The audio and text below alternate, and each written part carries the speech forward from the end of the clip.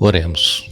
Querido Deus e Pai que estás nos céus, aqui estamos em Tua presença, te damos graças por tudo que tens feito por nós até este momento, te agradecemos por mais este dia de vida, por estes momentos queremos estudar a Tua Palavra, pedimos que o Teu Espírito nos dê a compreensão e pedimos também, Pai, que abençoes todos os que estudam conosco a Bíblia cada dia, cada um tem a sua necessidade, o seu problema, Tu sabes individualmente o que cada um está necessitando, queres abençoá-los conforme for a Tua santa vontade e pedimos também, Pai, em nome de Jesus, que abençoes Rosângela Wagner, queres abençoar também Selma Vale e o Samuel, abençoes Marinalva, ela pede pelo filho José Carlos, que está afastado, que possa retornar, que a família também do José Carlos retorne e aceite a Ti, abençoes a Edjane, Carla Denise, Ana Júlia, Maria Helena, enfim, Pai, todos os demais que nos escrevem pedindo orações, Tu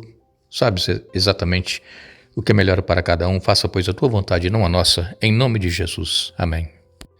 Estamos dando continuidade ao nosso estudo da semana, onde estamos estudando sobre conviver com os outros, como é que nós devemos nos relacionar, especialmente nós cristãos, que precisamos ser luz, precisamos ser sal da terra, nós precisamos da presença do Espírito Santo em nossa vida para sabermos lidar com diversas situações que nós enfrentamos em nossos relacionamentos. Nós precisamos ser sábios no modo de agir. O que nós sabemos é que Jesus, ele morreu pelos nossos pecados e quando nós temos fé em Jesus, nós podemos ter a vida eterna, desde que nós o aceitemos, desde que nós nos batizemos, caminhemos com ele no dia a dia, nós seremos salvos e estaremos com ele na eternidade. Essa verdade de que Jesus morreu por cada ser humano, ela nunca deve ser esquecida e também nunca deve ficar somente para nós. Nós que fomos salvos por Jesus, nós precisamos compartilhar com as pessoas com as quais convivemos esta boa notícia, essa boa nova de salvação em Jesus Cristo. O mundo está perdido em meio ao pecado. As pessoas, elas estão longe de Deus. Nós vemos isso nos relacionamentos que as pessoas têm, no modo como vivem, no modo como se expressam. Nós vemos que as pessoas, elas estão vivendo como que se um dia não tivessem que prestar contas a Deus da sua vida. Então nós precisamos estar revelando às pessoas com as quais nós convivemos o que Jesus fez e faz por cada um de nós. E a palavra de Deus, ela nos traz então a orientação de como é que nós deveremos agir e como é que nós deveremos falar com as pessoas deste plano da salvação que Deus estabeleceu antes da fundação do mundo.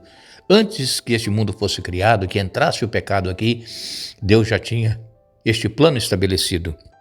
Todas essas verdades que nós conhecemos, toda a sabedoria que nós temos da palavra de Deus, ela nunca teria chegado até nós se não fosse através da palavra que Deus inspirou homens, pessoas para escreverem a respeito do seu plano, a respeito de como tudo começou. No princípio criou Deus os céus e a terra. E então, a partir daí, nós temos todo o relato bíblico que foi revelado pelo Espírito Santo às pessoas que escreveram. E quando nós estudamos a Bíblia, que nós vamos descobrindo as verdades, nós temos que estar orando, pedindo a Deus para que o Espírito Santo nos faça compreender, aceitar e colocar em prática em nossa vida o que nós aprendemos. Aqui em Colossenses capítulo 4, versos 5 e 6, Paulo escreveu: vivam com sabedoria entre os que são de fora e aproveitem bem todas as oportunidades. Que suas conversas sejam amistosas e agradáveis, a fim de que tenham a resposta certa para cada pessoa. Eu li a Nova Versão Transformadora, a Bíblia, e nós temos nas versões mais tradicionais, dizendo que a nossa palavra, o que nós falamos com as pessoas, deve ser agradável e temperada com sal, as nossas palavras. Nós precisamos ter sabedoria para falar o que é certo, na hora certa, no momento certo, de um jeito certo. Às vezes nós falamos o que é certo no tempo certo, mas falamos de uma forma errada, falamos de uma forma agressiva. A palavra de Deus, ela tem que ser transmitida com amor. E, como diz aqui a palavra de Deus, aproveitar todas as oportunidades que nos são dadas de falar deste amor de Deus para com cada ser humano e da salvação que há em Cristo Jesus. Nós não podemos perder a oportunidade. Quem sabe as oportunidades que porventura nós temos perdido seria para a salvação de determinadas pessoas que não tiveram outra oportunidade de ouvir. Então nós precisamos, irmãos, sempre que tiver contato com alguém, falar aquilo que nós conhecemos, falar aquilo que nós vivemos em nossa vida, a alegria que nós temos em servir a Jesus e fazer a vontade dele em nossa vida. Mas, infelizmente, nós, cristãos, às vezes somos tudo, menos cristãos. Nós só fomos batizados na igreja e não vivemos aquilo que nós cremos. Este é o grande problema.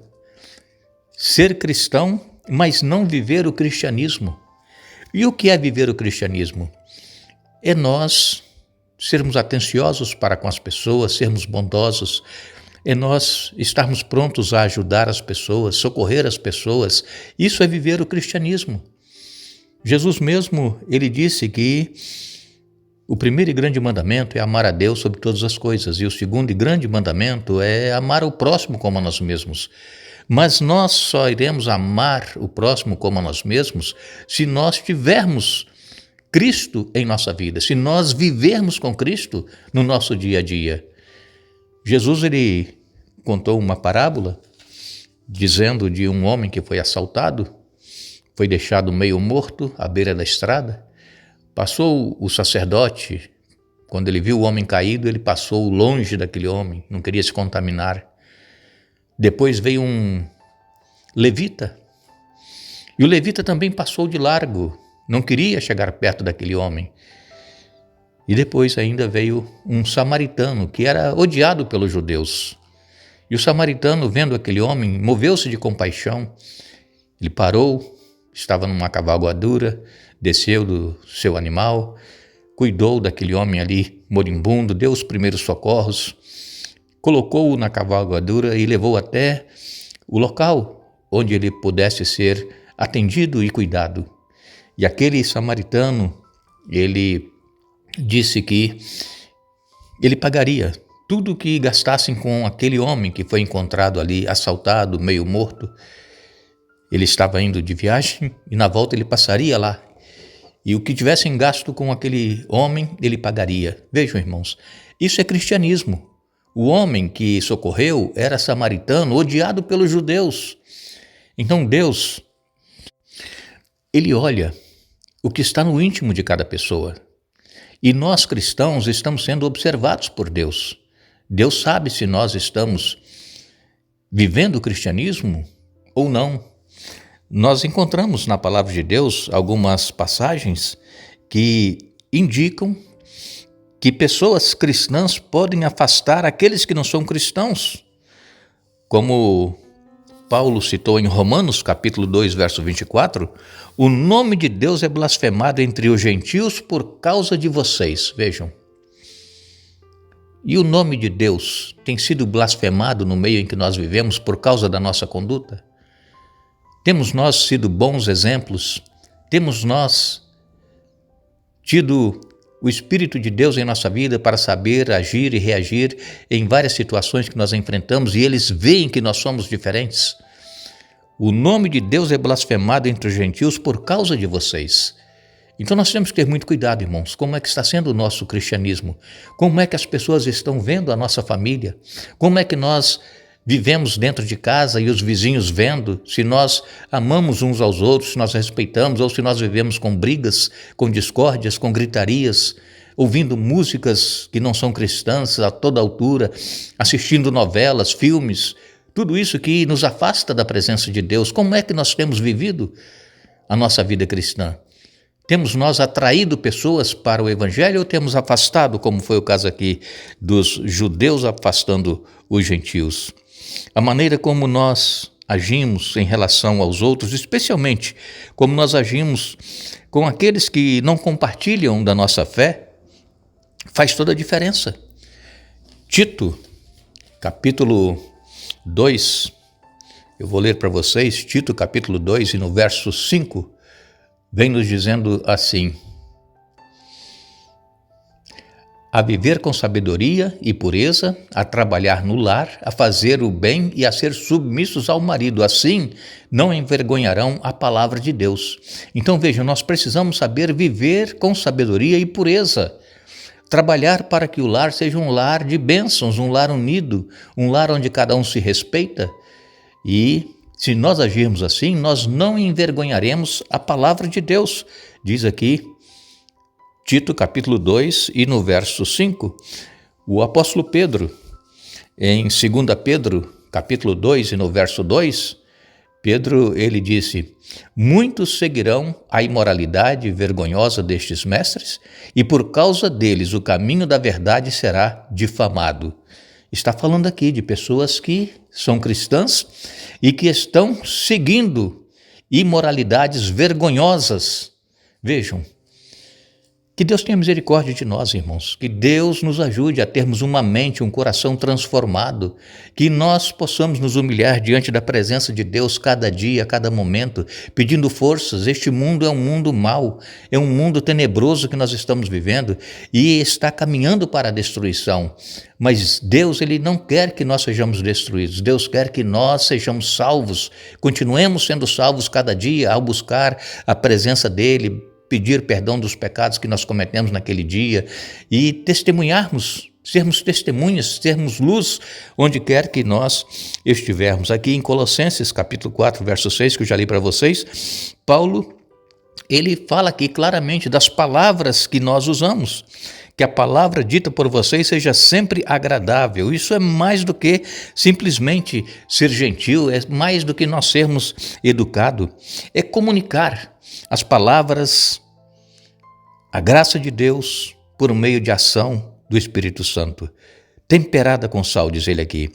Em vez de nós usarmos tons agressivos ao falarmos com as pessoas, as nossas palavras, elas precisam ser apropriadas.